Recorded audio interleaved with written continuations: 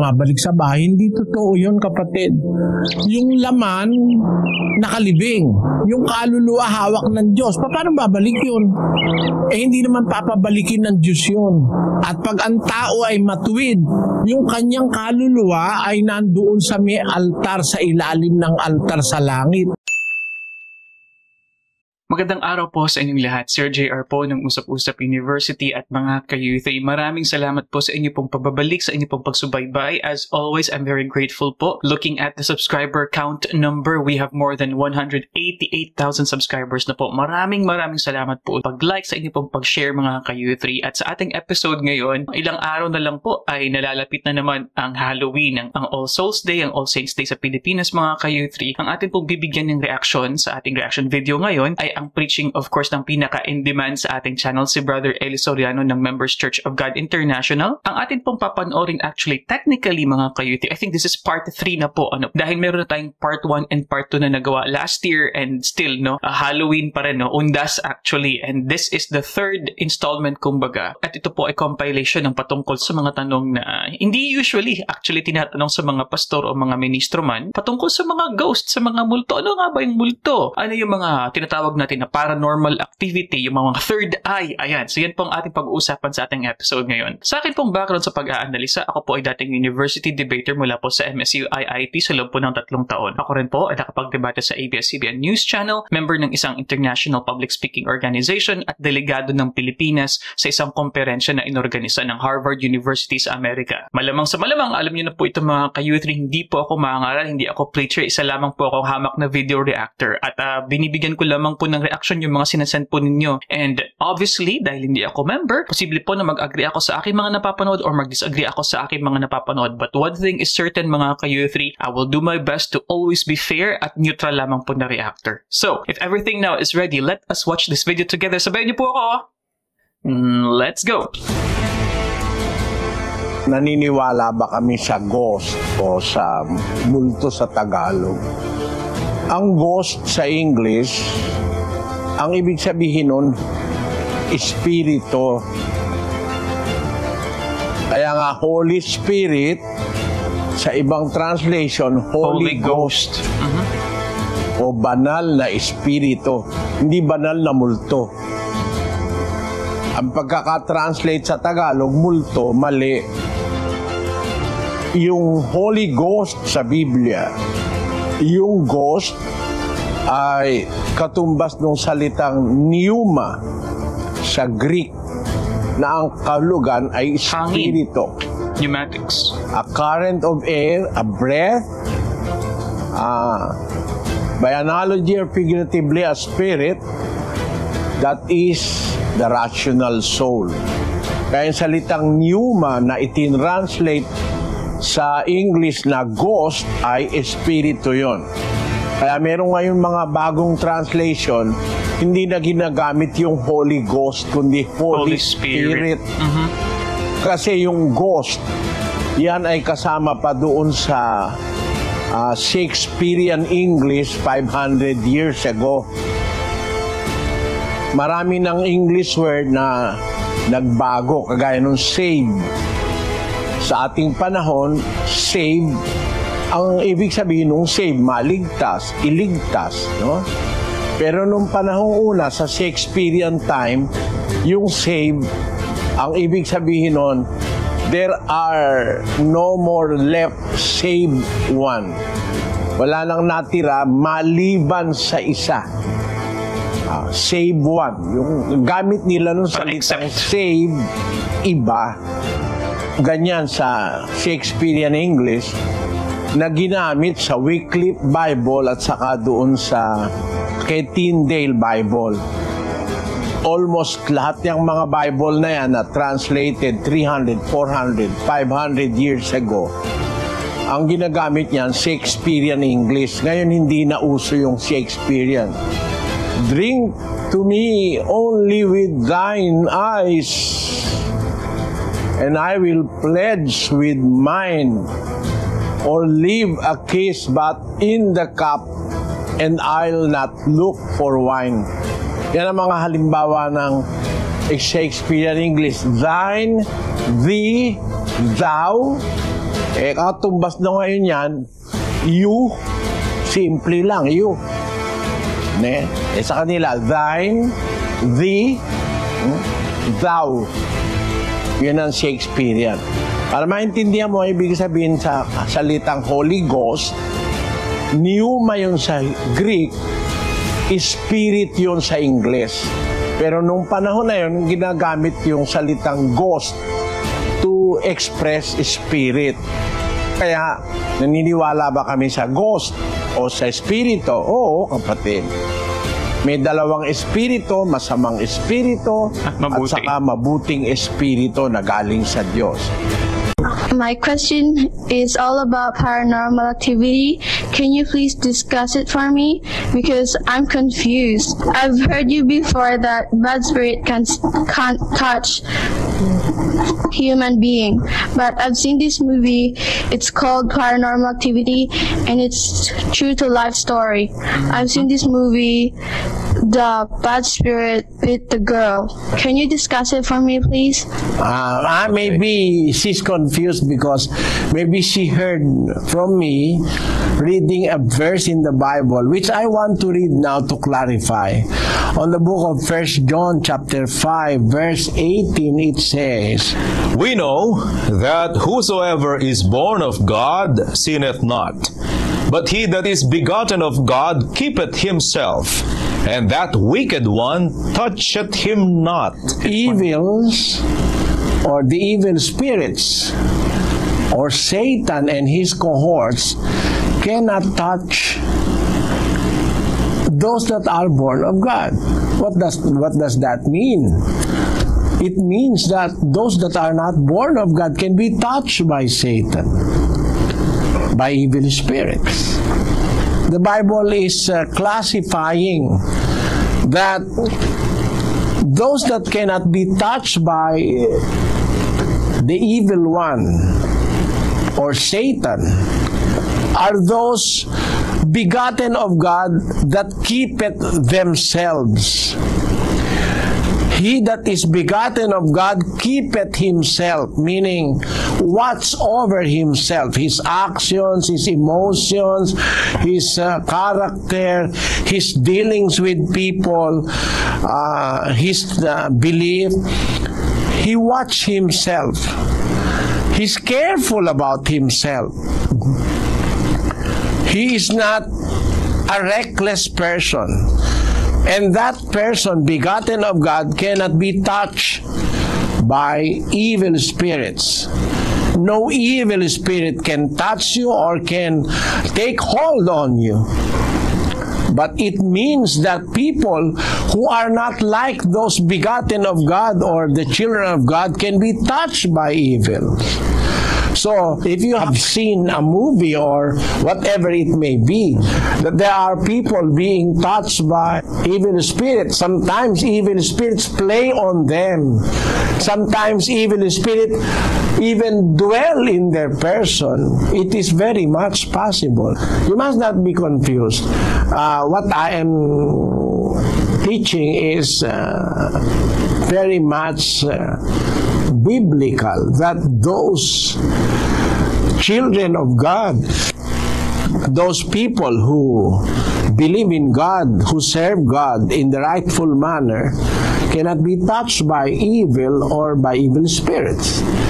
But to the contrary, those who do not believe in God and who do not serve God can easily be influenced, touched. Okay, before we continue, pasensya na po, Brother Eli. At sa mga viewers po natin, ganito po talaga sa U3 ha. Pinapause po natin yung mga videos kasi binibigyan po natin ng instant po na reaction. Pero curious po ako dun sa idea ng touch. At least my understanding is, kumbaga yung masamang espiritu, they could not, yung touch dito would be equated with damage or hurt, mga ka-U3, or destroy. Yun po bang ibig sabihin nitong word na toucheth not, mga ka-U3? I'm curious about this. Does it totally mean na kumbaga parang meron tayong shield na totally we cannot see or experience any kind of quote-unquote paranormal na event mga ka-U3, or we can see it, we may feel it, tatayo yung ating mga balahibo, pero hindi tayo kayang saktan ng mga masamang espiritu mga ka-U3. So I'm very curious about that. Kasi I'm guessing na marami po sa atin sa Pilipinas mga ka-U3 ang may parang experience with the supernatural. And I don't mean na yung supernatural is between you and God, but other things, quote-unquote mga ka-U3, mga ghost, mga white lady, mga kapre, mga espiritu. So at least yung nagigats ko po dun sa sitas is meron tayong kumbaga parang protection na being children of God mga ka-U3. And one more thing dun po sa idea nga po kanina yung sa word na ghost. Ayan. So kung isipin mo rin kasi sa ating panahon ngayon, pag sarabi yung Holy Ghost, para nakakatakot naman po yung Holy Spirit, Pero yun nga po, that's the very essence of the evolution of language. And kung titingnan po natin yung Shakespearean English, a little bit similar, but still they are distinct actually. Yung Shakespearean English is early modern English po yan. And the devil can even dwell in their person. That's what they call possessed. In our current terms, they are possessed by devils. That is my answer to that question. Dun po sa aklat ng Hebreo, Kapitulo 4, talatang 12. Ano po ba yung pagkakaiba ng kaluluwa at espiritu? Basahin natin yung verse. Sapagkat ang salita ng Diyos ay buhay at mabisa at matalas kaysa alinmang tabak na may 2 talim at bumabaon hanggang sa paghihiwalay ng kaluluwa at espiritu, ng mga kasukasuan at ng utak, at madaling kumilala ng mga pag-iisip at mga haka ng puso. Ayun, maliwanag dyan na pinaghihiwalay ng salita ng Diyos dahil napakatalas ng salita ng Diyos. Pwede niyang paghiwalayin yung kaluluwa at espiritu. Yung kaluluwa, yung buong buo, yun ang buong buo, yun ang tinatawag na kaluluwa. Basahin natin yung 2:7 ng Henesis. At nilalang ng Panginoong Diyos ang tao sa alabok ng lupa, at hiningahan ang kanyang mga butas ng ilong ng hininga ng buhay, at ang tao ay naging kaluluwang buhay. Ayon. Nung gawin ng Diyos ang tao, kumuha siya ng lupa, ginawa niya yung katawan, tapos hiningahan niya yung ilong ng hininga ng buhay, ng espiritu. Tapos naging kaluluwang buhay. So ang tinatawag na kaluluwa sa Biblia, yung kabuuan ng tao. Yung kabuuan mo, yung intelligence mo, yung isip mo, yung katawan mo, yung espiritu mo, yung damdamin mo, yung senses mo, basta yung kabuuan. Yun ang tinatawag na kaluluwa. Pero yung kaluluwa, naihiwalay ng Diyos doon yung espiritu sa pamamagitan ng kanyang salita. So ang espiritu lang, wala siyang ibang sangkap. Pero yung kaluluwa, kasama yung espiritu ron. Dahil kasama ron pati yung katawan, kasama yung isip, kasama hininga, kasama lahat. Ang tao naging kaluluwang buhay. So nung gawin si Adan, tinatawag siyang kaluluwang buhay. Yung kanyang kabuuan, kaluluwa yun. Sana nakuha mo. Thank you po. Basahin natin ang 12 ng Job. Nasa kamay niya ang kaluluwa ng bawat bagay na may buhay at ang hininga ng lahat ng mga tao. Nasa kamay ng Diyos ang kaluluwa ng bawat bagay na may buhay. Paano maliligaw yun? Hawak ng Diyos yun. Pagka namatay ka, yung mga kaluluwa na yan ng mga tao ay merong kinalalagyan yan. Hindi pwedeng bumalik yan. Hindi pwedeng gumalagala yan. Basahin natin ang Job 7:9, kapatid na Daniel. Kung paanong ang ulap ay napapawi at nawawala, gayon siyang bumababa sa libingan ay hindi na aahon pa. Siya'y hindi na babalik pa sa kaniyang bahay, ni malalaman pa man niya ang kaniyang dako. Yung bumababa ang wika sa libingan, hindi na babalik pa sa kanyang bahay, ni malalaman pa man ang kanyang dako. Ang tao pag namatay na, hindi hindi na makakabalik sa bahay. Kaya yung kaluluwa raw bumabalik sa bahay, hindi totoo yun, kapatid. Yung laman, nakalibing. Yung kaluluwa hawak ng Diyos. Paano babalik yun? Hindi naman papabalikin ng Diyos yun. At pag ang tao ay matuwid, yung kanyang kaluluwa ay nandoon sa may altar, sa ilalim ng altar sa langit. Basahin natin yung Apokalipsis 6:9. At nang buksan niya ang ikalimang tatak, ay nakita ko sa ilalim ng dambana ang mga kaluluwa ng mga pinatay dahil sa salita ng Diyos at dahil sa patutuong sumakanila. Yung kaluluwa ng mga taong mga naging dapat sa Diyos, nandun sa ilalim ng dambana, sa altar ng Diyos sa langit, nandun sila, pinagpapahinga sila ng Diyos. Tuloy natin, kapatid na Daniel. At sila'y sumigaw ng tinig na malakas na nagsasabi, "Hanggang kailan, O Panginoong banal at totoo, hindi mo hahatulan at ipaghihiganti ang aming dugo sa mga nananahan sa ibabaw ng lupa?" At binigyan ang bawat isa sa kanila ng isang maputing balabal, at sa kanila'y sinabi na mangagpahinga pa ng kaunting panahon hanggang sa maganap ang bilang ng kanilang mga kapwa alipin at ng kanilang mga kapatid na mga papatay namang gaya nila. Pinagpapahinga ng Diyos sila eh. Kaya yung mga kaluluwa na hindi pwedeng galagala dahil pinagpapahinga ng Diyos, pwede mo naman yung pinagpapahinga, galagala sila. Nasa ilalim ng kapangyarihan ng Diyos yan. Nasa kamay ng Diyos yan. Kaya hindi totoo yun. Walang posibilidad na ang kaluluwa gumagala. Pero ba't nakikita mo mayroong sinasaniban? Yeah. Kaya hindi kaluluwa sumasanib doon. Demonyo. Espiritu ang sumasanib doon. Dalawang klase ang espiritu. Espiritu ng demonyo at espiritu na galing sa Diyos. Ngayon, yung kay Maria Magdalena, may 7 demonyong lumabas sa kanya eh. Kaya kung minsan may makikita ka dyan, mga tao na babae, kung magsalita parang lalaki ang boses, kung ano-ano pinagsasabi, yung mga espiritista, sinasaniban ng espiritu ng demonyo yun. Basahin natin 8:2 ng Lucas.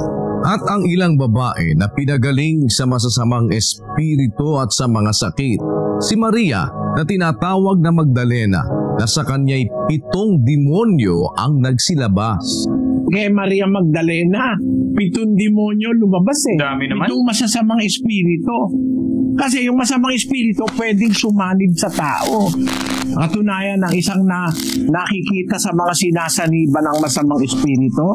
Basahin natin yung Marcos 5:1. A little bit of a story, mga kayute. So meron po akong kilala na isa pong pastor, actually malapit po siya sa aming pamilya. At ang isa po sa mga kwento niya, based on his actual experience, so tinawag po siya kasi meron daw pong naposes, isa pong ginang. So ang ginawa, kinausap niya, sinabi niya sa mga family members, sige, alis muna kayo, I will talk to this woman na quote-unquote na naposes daw nga po sa kwarto, kumbaga bigyan sila ng privacy. And what happened was, he confronted, this woman. And it seems na yung babae po pala ay talagang may problema lamang po na mabigat at hindi yun totoo talaga na sinaniban. So dahil lang po sa stress, gutom at iba pa, kumbaga lumawag ng kaunti yung turnilyo pero hindi po pala talaga actually na naposes. But what I'm saying is may mga ganun po kasi mga kayuti na hindi naman po talaga nagiging hysterical lamang po mga kayuti isang tao. Pero going back sa reference po na nasabi ni Brother Eli, 7 demonyo po pala. So we can infer then mga kayuti na ang demonyo po could be in many kind of forms. Ang espiritu po pala ng demonyo could come in not just one but many kinds. I suppose maybe makumand niya yung kanyang espiritu sa iba't ibang tao na pwedeng sumanib mga kayuti. Liban pa po sa mga pagala-gala po siguro o yung mga tinatawag natin na mga supernatural natin na experiences or paranormal experiences mga kayuti. Kanina po ay na-discuss ni Brother Eli yung kaibahan nga po ng espiritu at ng kaluluwa. So basically, ang espiritu ay parte lamang ng kaluluwa. Ang kaluluwa daw nga po ay kabuuan. So that includes your intelligence, your mind, your body, and even your senses. And yung kaluluwa po natin, we were given the breath of life and Adam became a living soul. Na-mention din po ni Brother Eli, ang kaluluwa po ng mga nasa Diyos ay nasa kamay ng Diyos. And yung kaluluwa din po na ito ay makikita po sa baba ng altar sa langit. So I'm not sure kung discuss ni Brother Eli dito yung mga katatakutan, yung mga bagay na na-experience natin na tumitindig ng ating mga balahibo or yung mga nakikita natin sa horror movies. But anyway, let's continue.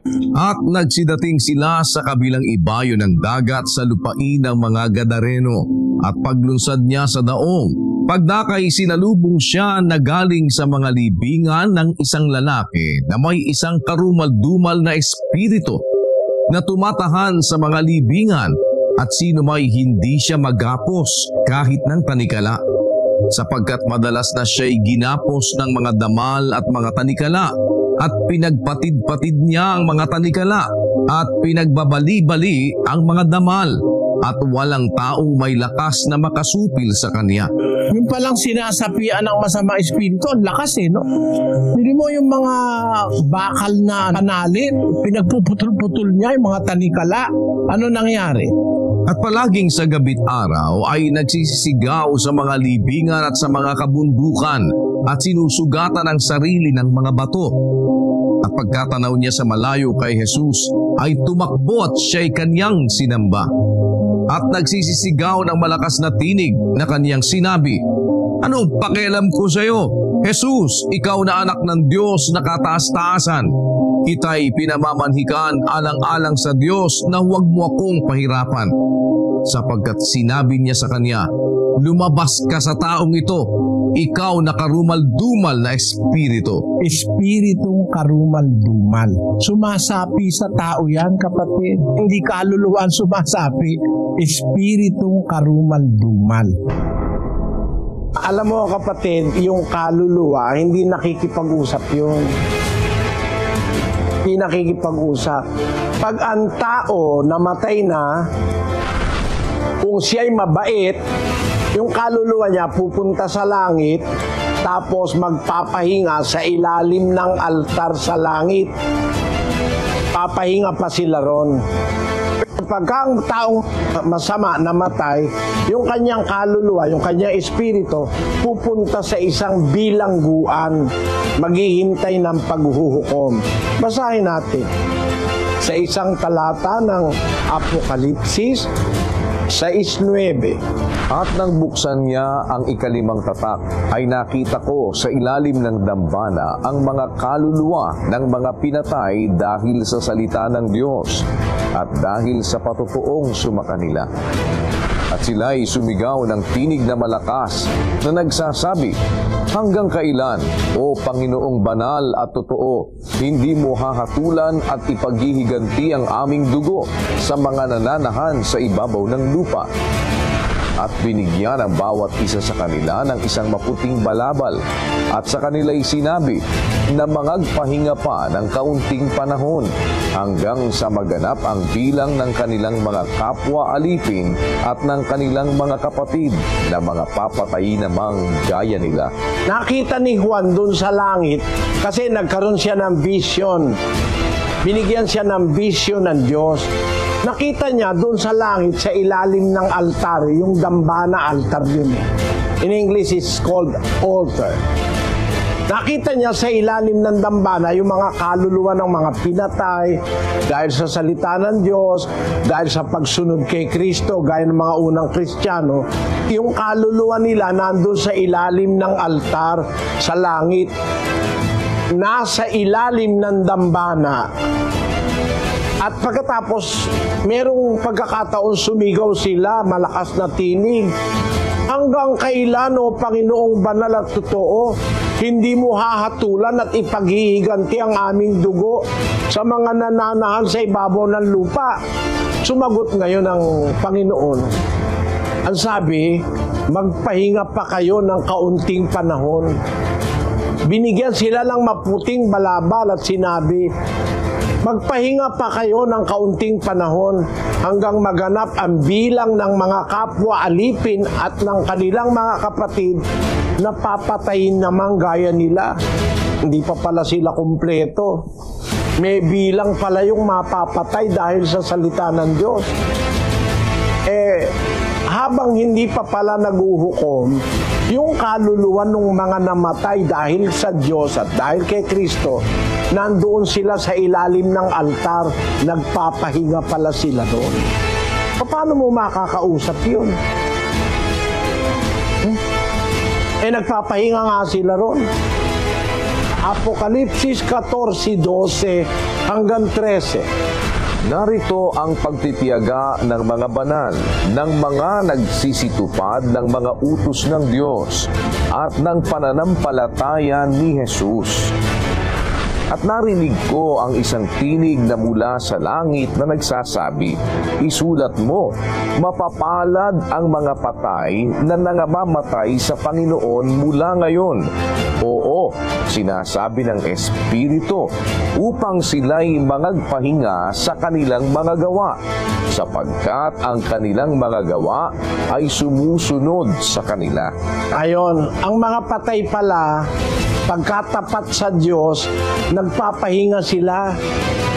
Mapapalad yung namamatay mula ngayon sa Panginoon, sabi niya, upang magpahinga sila sa kanilang mga gawa. Yung mga patay nagpapahinga. Pag kinausap mo, hindi magsasagot yun, papahinga yun. Spirit of the glass. So gusto ko lang po i-mention, ito pong kasasabi-sabi lang po ni Brother Eli, no, patungkol po sa pagpapahinga nitong mga tapat po sa Diyos, ano yung mga martir, mga nangamatay in the name of God and Christ. So dahil na-mention niyo yung bilang, I wonder if we would ever know how many people will be there. Ano po, kasi ang sabi nga po sa sitas kanina is they have to wait a little bit, parang God said to them, no, because parang hindi naman sila nagrereklamo, but they're saying, how long will we be staying here? Doon po sa dambaan or altar nga po, no, sa langit. Pero I'm curious mga ka-youth, dahil po sa Hebrew Bible, di ba meron tayong konsepto ng Sheol sa New Testament is Hades, no, Hades. So di ba po ang wicked and the righteous are both in Sheol? I wonder, ito po ba ay pansamantala lamang, and then after that, so yung mga wicked mapupunta sa bilangguan daw nga po, and then the righteous will be doon po sa altar o dambana sa langit, mga ka-youth. So sa mga members po ng Church of God, and even from other sects or denominations, mga ka-youth. So gusto ko pa pong malaman yung mga detalye po patungkol po dyan. And dahil na-mention ni Brother Eli na hindi pwedeng gumala, hindi pwedeng makipag-usap. So, hindi po tama yon yung mga sinasabi po nila ng mga medium na kung saan may mga tao na nagsasabi na, kumbaga kaya nilang i-bridge na pwede kang makipag-usap doon sa iyong minamahal na sumakabilang buhay na through the psychic people, mga ka-youth, na sila daw yung nagcha-channel para po makausap po natin mula po sa afterlife. So, hindi daw po totoo yun, sabi ni Brother Eli. Kaya sa Biblia, kapatid, bawal kausapin ang patay, bawal ng Diyos yun. Basahin natin ang Deuteronomio 18:10. Huwag makakasumpong sa iyo ng sino mang nagpaparaan sa apoy ng kanyang anak na lalaki o babae, o nanghuhula, o nagmamasid ng mga pamahiin, o engkantador, o manggagaway, o engkantador ng mga ahas, o nakikipagsanggunian sa mga masamang espiritu, o mahiko, o sumasangguni sa mga patay. Sapagkat sino mang gumagawa ng mga bagay na ito ay karumal-dumal sa Panginoon. Karumal-dumal sa Panginoon. Pakikipag-usap ka sa mga patay, bawal ng Diyos yun. Kaya ang kaluluwa, kapatid, pag patay na, lalo na ang taong matuwid, pag namatay, hindi mo na makakausap yun. Hindi na. Alam mo kung sino nakikipag-usap doon sa mga espiritista? Mga espiritu ng demonyo yun, hindi yun mga patay. Mga espiritista, nakikipag-usap doon sila sa mga espiritu. Mga patay. Yun yung kalolo mo, makakausap mo. Bawal ng Diyos yan. Huwag ka makikipag-usap sa mga patay. No? Ang liwaliwanag yun. Kaya, yung sa tanong mo, yung kaluluwa, bakit pumapasok po sila sa panaginip at nakikipag-usap? Hindi totoo yan. Ang nakikipag-usap sa'yo, hindi yung patay mismo. Mayroon kasing panaginip na bigay ng demonyo. Halimbawa, yung lalaki nag-wet dream. Hindi naman panaginip na galing sa Diyos yun eh. Meron din panaginip, impluensyado ng demonyo. Tinatakot ka, nakakakita ka ng mga kapre, mga ganun, ano? Meron mga tawag nightmares, no?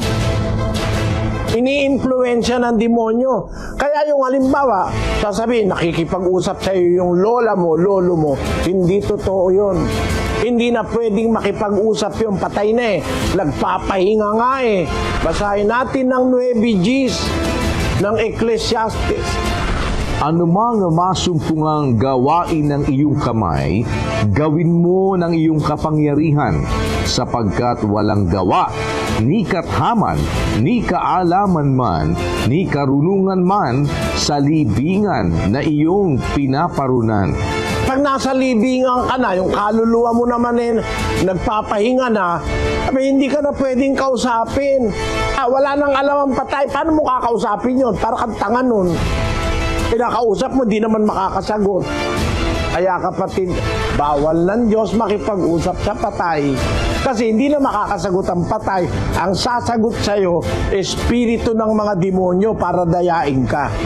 Anyway, dahil na-mention po yung mga multo, ito pong mga kaluluwa po na gumagala-gala sa mundo, I wonder, sa members po ba ng Church of God, pinagbabawalan po ba kayo na manood ng mga horror movies? Kasi kung titingnan natin, di ba, ito po ay literal na manifestation ng evil, into cinema. Also, I wonder how about Harry Potter, which is technically witchcraft, sorcery, mga kayuthri. So please comment below what do you guys think about that. So my understanding is, as it is with other churches, meron po kasing ibang mga denominasyon na what they do, parte po ng kanilang patitipon-tipon sa Sunday, is movie review. Meron po sila mga movie na nire-recommend at mga movie na sinasabi nila na siguro wag niyong panoorin or something like that. And of course, the basis for such recommendation probably would be on what the Bible says or what is against the Bible na dapat ay pag-ingatan at hindi niyo dapat na panoorin. Mga nagsasabing meron silang third eye, kapatid, tanong mo yung mananalo sa sweepstakes o kaya sa loto. Yung mga third eye na akala mo nakakaalam sila nung ganing. Hindi totoo yung may third eye. May espiritu lang ng demonyo sa mga yon para manghula-hula ng kung ano-anong mga kalkulasyon. Nakakakita sila, may third eye sila, may baraa sila, meron silang bolang kristal, may dice. Marami silang mga paraphernalia para ang tao papaniwalain. Para lang yan yung biyena ni kapatid na Dani. Yung biyena niya kasi manghuhula doon sa simbahan ng Quiapo. Isa yun doon sa mga nanghuhula ron na sabi nila may third eye. Sabi ko, nanay ka ko. Ba't ba kayo nanghuhula? Kasi wala na akong asawa, sabi niya. Anak buhay. Kailangan yung mga anak ko ay tulungan ko, maitaguyod ko. Naniniwala ba kayo sa sinasabi niyo? Sabi niya, hindi. Sabi niya, hula-hula lang ang akin. Hula-hula. Para bayaran ako ng tao. Totoo yun. Sinabi sa akin ng nanay ni Sis Baby yun. Hindi naman siya naniniwala sa sinasabi niya. Kaya lang, may mga tao raw talaga nagpapahula. Lalo na yung mga walang malay sa ganyan, nagbabayad 200, 300. Pag maganda hula mo, pag mayaman yung nahulaan mo, bibigyan ka 1,000 Kaya malakas daw siya ang kita niya doon. Pero sabi niya, Brother Eli, pagdating ng araw, titigilan ko na rin ito. Ngayon yata tumigil na siya. Marami tayong kapatid na dating ganyan na nagkiklaim, meron silang nakikita, may third eye sila, pero pahanga lang ng tao yan para hangaan lang. Pero ang totoo, kapatid, mga hula-hula lang yan, guessing game. Tumama o hindi. Merong ganun Tumama't hindi. Wala naman silang pakialam dahil pinagkakakitaan ng iba yon. Sa social media po, meron pong very popular na, honestly, I call it BS, hindi talaga ako naniniwala. Ito pong si Rudy Baldwin. So meron pong ibang mga Pilipino. Siguro syempre po, because of lack of knowledge and lack of education and possibly po kasi sometimes, ito pong mga bagay na out of our control, kumbaga, something that is supernatural ability, telepathic skill, clairvoyance. Marami po kasi sa atin, siguro in a way, with the hope or guilt, we want things to be as secure, especially in the future that remains mostly uncertain sa ating buhay, to have this kind of advantage to know what's going on. So we kind of believe in fortune telling, pero yun nga, for example, for predicting itong pong mga calamities, that is honestly, mga kayuthi, very easy to do. Kung alam mo lang yung psikolohiya, at marami po sa mga fortune tellers at faith healers, for example, ay magaling sa human psychology. At konting scientific knowledge na, for example, earthquakes happen a lot, kaya wag po tayong mapapaniwala. Yung na-mention po, however, ni Brother Eli, I find it very interesting and a little bit controversial. Like sinabi niya po, for example, wet dream po sa mga lalaki especially. Lalo na po na nangyari to sa mga teenagers, mga kayuthri, in their, kumbaga, sexual development. I would say that this is pretty biological naman, mga kayuthri. So, Brother Eli actually mentioned there, this involuntary thing that happens to men ay dahil sa espiritu ng demonyo. Hindi po ba natin ma-account dito ang natural lamang na response ng ating katawan on releasing sexual tension, testosterone levels natin? Kasi kung titingnan natin ang siyensya, ito ay natural lamang po na response ng ating katawan. Alam mo kasi yung demonyo, yung si Satanas, nakakapag-anyo yun ng iba-ibang anyo. Kung ano yung iniisip mong anyo, pwede niyang gawin yun. Pwede siyang mag-appear na isang baboy. Pwede siyang mag-appear na isang aso. Pwede siyang mag-appear na palaka.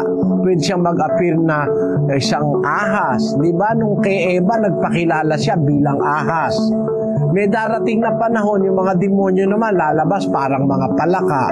Nakasulat yan sa Apokalipsis.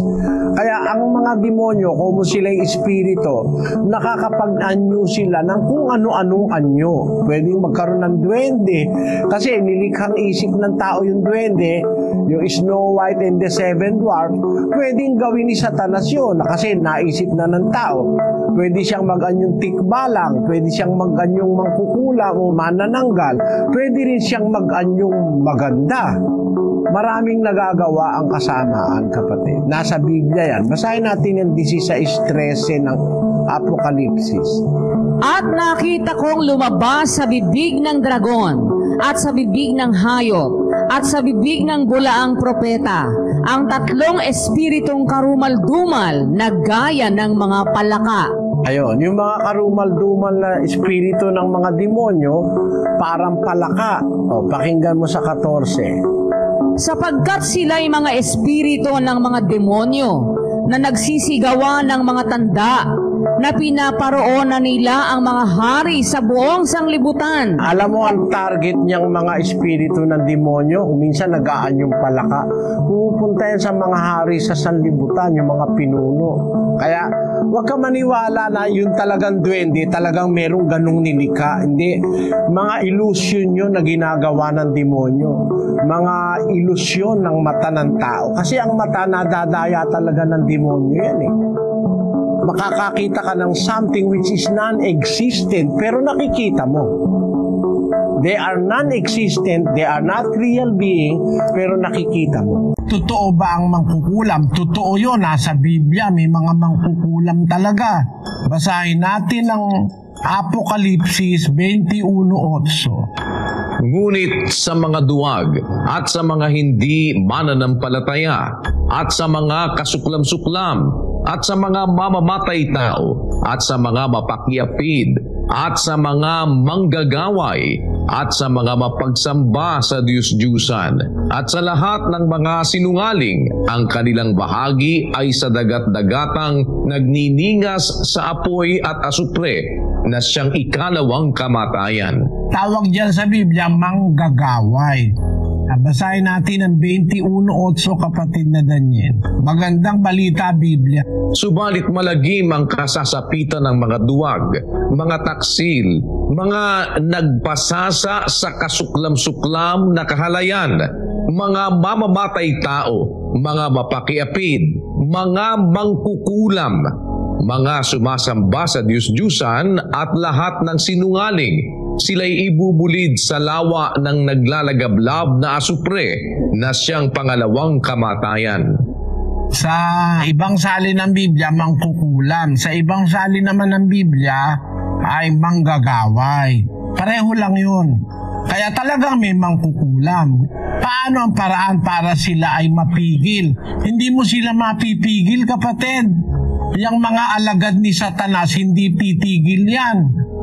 Basta't masama, hindi tumitigil yan sa paggawa ng masama. Ang magagawa mo lang ay magpasakop ka sa Diyos para wag kang talaban ng kulam. Pagka kasi anak ka ng Diyos, napapasakop ka sa Diyos, hindi ka pwedeng magalaw ng mangkukulam. Basahin natin ang 5:18 ng unang Juan. Nalalaman natin na ang sinumang ipinanganak ng Diyos ay hindi nagkakasala. Datapwat, ang ipinanganak ng Diyos ay nag-iingat sa kanyang sarili at hindi siya ginagalaw ng masama. Yung masama, hindi pwedeng galawin ng anak ng Diyos. Kaya kung hindi mo man mapipigil yung mga mangkukulam ng mangkukulam yan, para makaligtas ka sa kanilang kapangyarihan, mapasakop ka sa kapangyarihan ng Diyos. Maipanganak ka ng Diyos. Okay, mga ka-youth, so dyan po nagtatapos ang ating episode ngayon. Ayan, so marami naman po ang magko-comment po dyan sa comment section, bitin. But anyway, mga ka-youth, syempre po, ito po ay compilation nga, and kung na-miss nyo po yung part 1, yung part 2 na ginawa po natin last year pa po, ang name po kasi ng video nun is Undas. Sana po imapanood nyo po dyan, ilalagay po natin dyan sa may upper right. But anyway, ito po sa ating third installment ng patungkol po sa mga supernatural. Ayan, mangkukulam, yung mga clairvoyant, may third eye, mga multo, yung ideya ng kaluluwa at espiritu. So sana po ay naliwanagan po tayo mga ka-U3. And na-mention nga po ni Brother Eli, ito pong mga gawain po ng mga masamang espiritu. As mentioned dun sa first part ng video kanina, one thing that would kind of protect you, siguro in a way parang may shield na they could not touch you if we become a child of God. Dalawang phrases actually kanina nung sa may last part. Kinakailangan magpasakop ka sa Diyos. Pangalawa, maipanganak ka ng Diyos. So may dalawa pong distinction po sa dalawang uri po ng espiritu is yung masama at mabuti, at ang espiritu ay kumbaga component lang siya ng larger, mas buo na soul o kaluluwa. Isa pa po sa mga na-learn ko dito sa compilation natin is yung espiritu ng demonyo po. It could come in many numbers, hindi lamang po iisa. Yung kay Mary Magdalene nga po is 7. Yun ang paalis po sa kanya ng mga demonyo na sumanib sa kanya. I would say na ito pong